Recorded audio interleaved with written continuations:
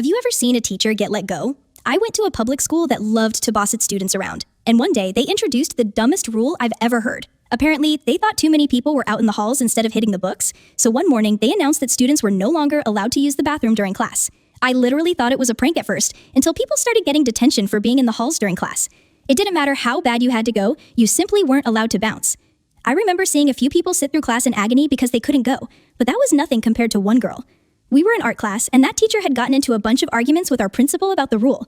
A lot of people really liked this teacher, but I think our principal even threatened to sack him. So when a girl in my class was dying to go, he couldn't let her. She ended up sitting there in discomfort, sweating for 20 minutes, and wasn't going to make it until lunch. So since he wasn't going to let her wet her pants in front of all her friends, our art teacher decided to walk her over to her art storage room. He stood outside the door while she peed in a bucket.